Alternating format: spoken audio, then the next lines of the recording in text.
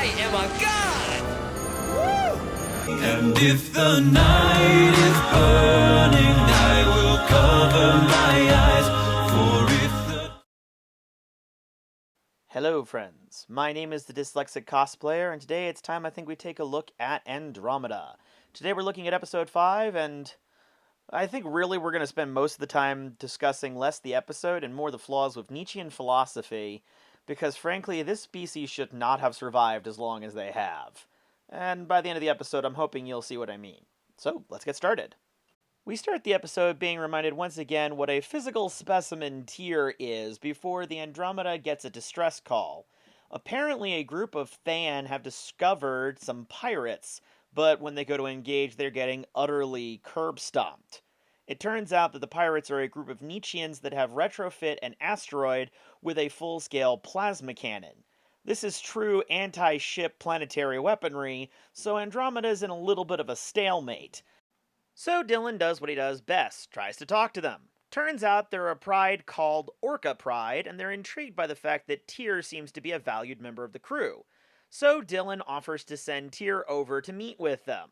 And this begins a series of comical betrayals between Orca Pride and Tyr.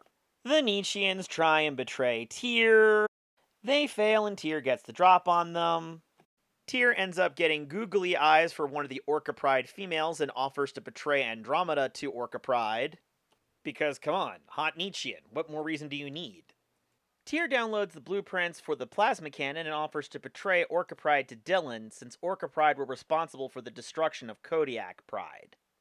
Dylan trusts Tyr enough to go along with the plan, but to prevent Orca Pride from storming Andromeda, tells them to convince them they're fully crewed rather than just 7 people. Orca Pride is convinced that Tyr's trying to betray them, which he is, so he betrays Dylan and tells Orca Pride that there's only 7 people up on the ship. Orca Pride is convinced to go along with the plan, and tells Tyr how to sabotage Andromeda so they can sneak on board. So Tyr is made an official member of Orca Pride by marrying that female he had googly eyes for earlier. So it's time for everybody to betray everybody. Tyr helps Orca Pride take over Andromeda, but twist! Dylan's learned enough from his old mistakes to have a no-win scenario prepared for Tyr and Orca Pride. Rami, what's the status in the AP power converter? Currently, anti-proton mass in the combustion chamber is at 124% of maximum recommended capacity. How long until the ship explodes? Unless I receive your explicit counter order to begin emergency decompression, 3 minutes. I'm not inclined to give that order. So Dylan forces Tyr into using his emergency backup plan, blowing up the plasma cannon and betraying Orca Pride permanently, and sort of being loyal to Dylan. With their main anti-ship weaponry gone, Orca Pride's forced to flee before the Than show back up. And for all their help, the Than might actually be willing to join the Commonwealth. Sweet! Alright, so let's talk about what this episode did to flesh out Nietzschean culture, and I cannot believe I'm doing this, but I have been forced to defend one of my least favorite philosophers by this episode. Because I hate Friedrich Nietzsche.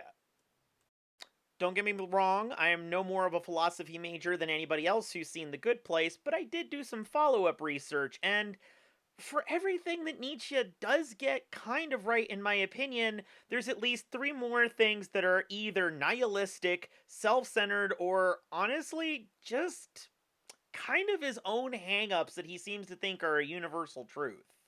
Nietzschean society is clearly modeled off of his idea of the Übermensch, the idea that most of humanity is unwilling to break free of social constraints and forge their own path. Now, some of this may have been polluted by the Nazis to further their agenda and may not be in line with his original philosophy.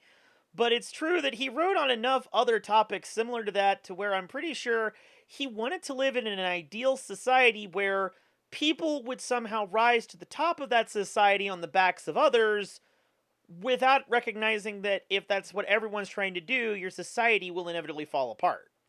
Now, he did offer some ideas of how to create a better society than the one he was living in. One of which being an ability to indulge in wild creativity mixed with cruel logic, allowing you to find the best of both and a fine balance. That's not something we see throughout the course of the series. If anything, in an extended flashback to Dylan and his second-in-command, Rade, we learn that Nietzscheans are more obsessed with genetic purity and perfection. And yeah, they're not subtle about it. And I am Tyr, Anasazi, out of Victoria by Barbarossa! Barbarossa, son of Hannibal, or Barbarossa, son of Temujin? Yeah, and that bit comes up enough throughout the series, it's practically his catchphrase.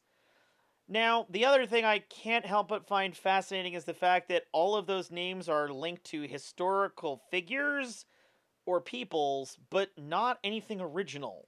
Likewise demonstrated by Rade's repeated cheating against Dylan so that he can succeed at a game.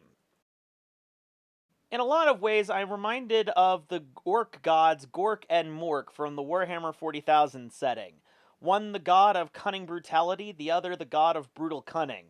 Frankly, I feel like they're hung up on the cunning brutality rather than the brutal cunning. Rather than resorting to something more subtle and creative, they'll just go for a brute force approach and hope that that does the trick. I mean, the Nietzscheans betrayed the Commonwealth because they thought that their peace treaty with the Magog would make them soft and vulnerable. But 300 years later, most of them have seemingly been reduced to pirates or mercenaries looking for work and trying to survive as best they can in a universe that is utterly hostile to their longevity and survival. And the absurd militarism that they display is only going to lead to more of them dying before being able to contribute meaningfully to any group.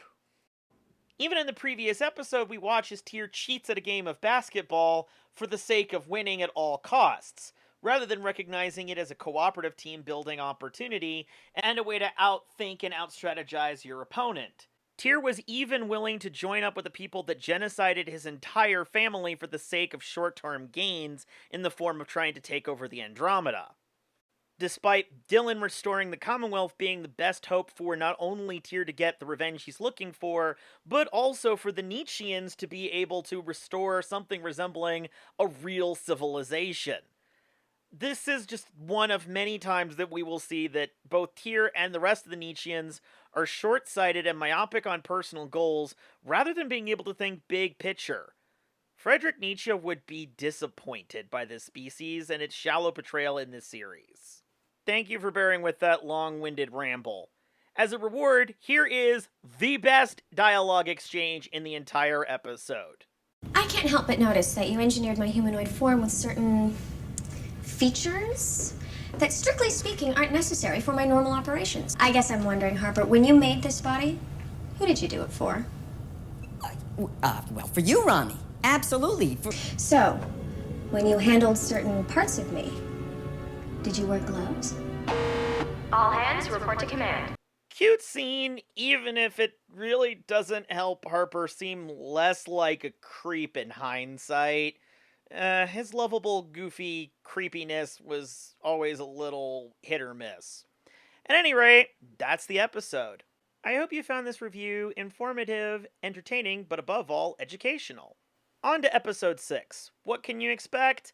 Well, we get proof that Trans is a Time Lord, we can see just how bad the Nietzschean rebellion was, and at the end of the day, nothing really matters or changes. I'll hope to see you all then. Until next time, friends. Hey friends, I hope you enjoyed the review almost as much as I enjoyed making it. Now, if you would like to show your support, by all means leave the video a like, maybe a comment. If you want to go really crazy, try hitting that bell icon down below so you can stay informed of all my new content. As you can see, I'm coming out with a bunch of new videos. I'm also going to be hopefully doing more cosplay tutorials. If you'd like to show some more support in a more substantial way, try heading on over to my Patreon or my Facebook. Both will be links down below.